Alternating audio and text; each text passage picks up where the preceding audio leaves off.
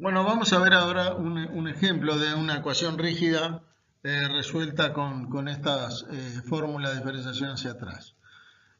Cuando se enciende un fósforo, la llama crece rápidamente hasta llegar a un tamaño en el cual el oxígeno consumido en el interior de la llama iguala al oxígeno que difunde hacia la superficie de la llama desde el aire circundante. Y ahí se mantiene en ese tamaño. Esto se modela en forma simplificada con esta ecuación diferencial, ¿eh? Donde es una ecuación diferencial autónoma, ya que no depende de la variable tiempo o el x, como sea, está solamente la variable dependiente, y tiene dos soluciones estables que son y igual 0 constante y igual 1 constante. La solución I igual 0 es una solución inestable y la solución I igual 1 es una solución estable. Y cerca de estas soluciones que se va a dar, o se puede dar la rigidez. Para delta igual a 0.001, el problema entonces va a ser rígido en las cercanías de la solución I igual 1.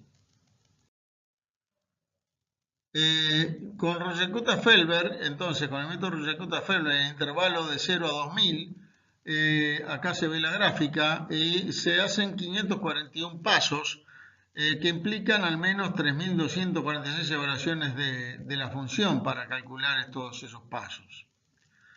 En la zona rígida se hacen muchos pasos, como se ve ahí que prácticamente no se distingue un punto del otro, ¿sí? Porque hay muchísimos pasos, porque dada la rigidez del problema, el método Roger-Cutta-Felber se ve obligado a achicar el paso muchísimo para mantener la estabilidad numérica.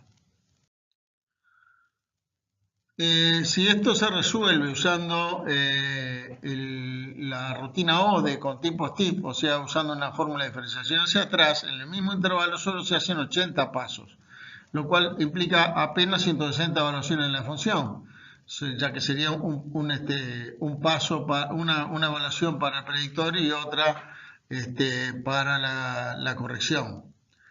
En la zona rígida se ve que se hacen muy poquitos pasos, ¿sí? Los puntos están bastante espaciados entre sí.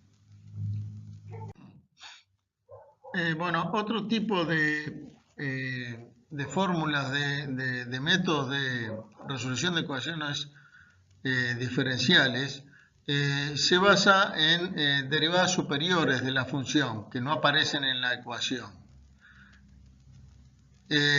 Las fórmulas de Adams, por ejemplo, se basan en que se calcula el valor en xn más 1 como un punto anterior más la integral en el intervalo entre el c punto y el xn más 1 de la derivada, donde y' se sustituye por un polinomio interpolador.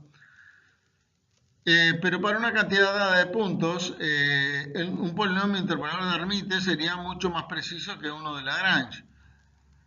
Pero lo único que vamos a necesitar no solamente para interpolar y', no solamente los valores de prima, sino los de su derivada de segunda.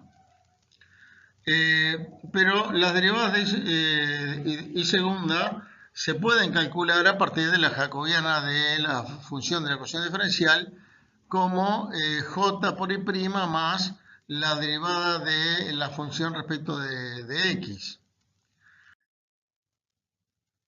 Entonces, la interpolación de Hermite se podría usar, por ejemplo, usando los p puntos anteriores al x sub n, y ahí obtendríamos una fórmula explícita. Pero si incluimos también el punto n más 1, vamos a tener una fórmula implícita. Entonces, el corrector de Hermite lo vamos a obtener cuando usamos como puntos el n y el n más 1 y hacemos una interpolación de Hermite entre los dos. La fórmula que resulta es esta que se ve acá, ¿sí? Donde y segunda vendría a ser la derivada segunda, que hay que calcularla con la fórmula que vimos antes. Y el error local de esta fórmula es de orden h a la quinta sobre 720 por la derivada quinta de la solución. Como se ve, es bastante preciso, con solo 2 puntos, ¿sí?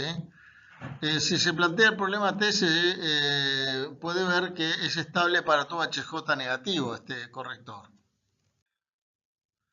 Bueno, y si en la interpolación se utilizan los puntos n-1 y n, vamos a obtener una fórmula explícita que sería el predictor de Milne.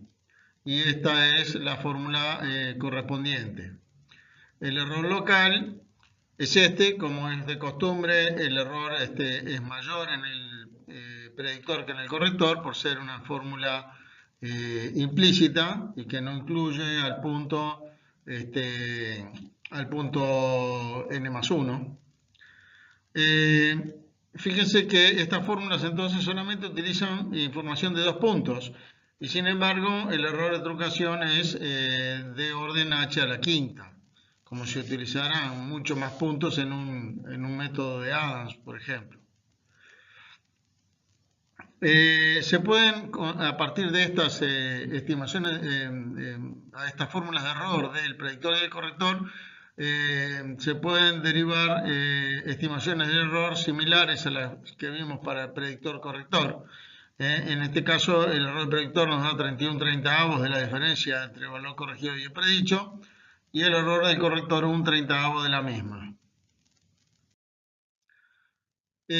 Acá se ve una gráfica del problema del ejemplo que hemos estado usando en todos estos, en todo el tema, resuelto por este método de Hermite con paso 0,1 y como se ve en la sola donde la ecuación es inestable, el error da bastante razonable para este tamaño de paso, dado la altísima precisión que tiene este método. Y por otro lado, en la zona rígida no hay inestabilidad numérica porque el método tiene buenas características de estabilidad numérica. De alguna manera conjuga lo mejor de los dos mundos, ¿sí? Entonces, al tener estabilidad numérica para todo HJ y muy buena precisión, el método Hermite es un buen método para problemas rígidos si se dispone de la jacobiana de la función f, que la necesitamos para calcular la a y segunda. Pero como el corrector es implícito como todo corrector, para que la interacción del punto fijo sea contractiva, el paso se tiene que limitar. Y como esto en problemas rígidos es una limitación muy importante, entonces en ese caso, en lugar de usar iteración de corrector, se utiliza una solución de la ecuación implícita por el método de la secante o el método de Newton-Raphson.